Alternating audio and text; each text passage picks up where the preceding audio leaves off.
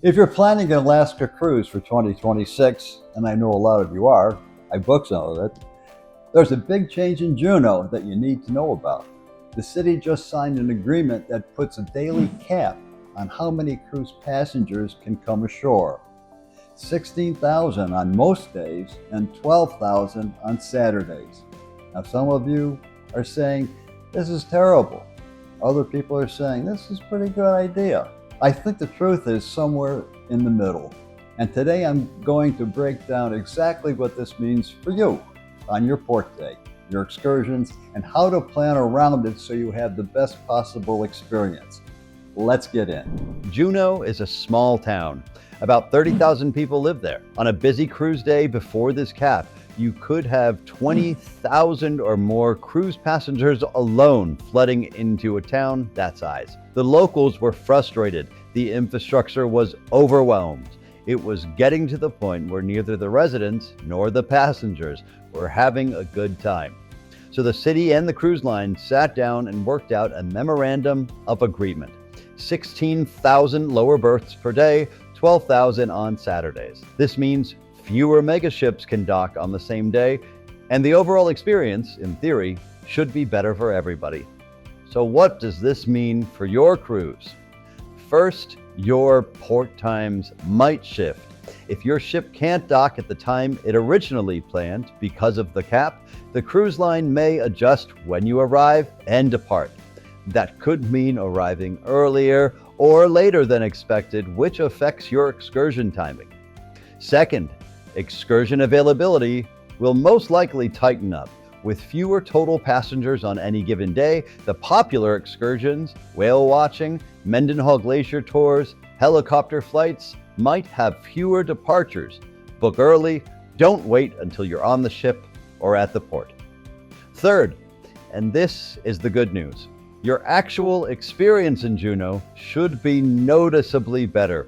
Fewer people mean shorter lines at the tram, less crowding at the Glacier Visitor Center, and a more relaxed vibe downtown. For seniors especially, that is a massive quality of life upgrade. So here's how I would plan a Juneau port day if I were going this summer. When the ships dock, don't rush off with everybody else. Let the crowds go first. Give it 30 or 45 minutes, grab a drink or a bite to eat, grab a coffee, have breakfast, and then head out when initial surge has cleared. If you're going to Mendenhall Glacier, and you should, it is spectacular. Consider booking a small group excursion rather than a big bus tour. You'll pay a little bit more, but the experience is night and day. You get more time at the glacier, smaller groups, and a guide who can actually answer your questions. Downtown Juneau is walkable, but very hilly. If you have mobility concerns, the shuttle from the cruise terminal to downtown is definitely your friend. Don't try to walk if you have bad knees. It's further than it looks, and there's elevation involved. And my favorite Juneau secret, the area around the Alaska Governor's Mansion is beautiful, unusually quiet, and there are benches. Most tourists never go there because they're all crammed into 4-block tourist zones. Walk 2 blocks past that crowd and you're in a completely different world fit for locals. So by now you might be asking which lines are going big in Alaska. Every major line is pushing Alaska hard in 2026.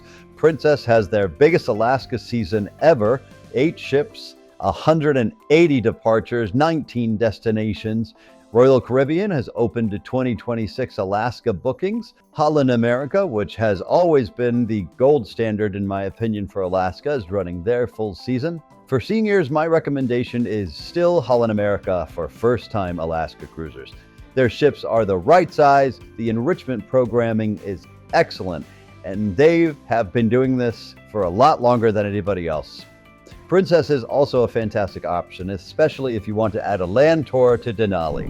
But no matter which line you choose, the Juneau cap is going to affect your port day. Plan for it, book your excursions early, and be flexible. And before you start planning anything, grab my 48-hour pre-cruise checklist. QR code is right here.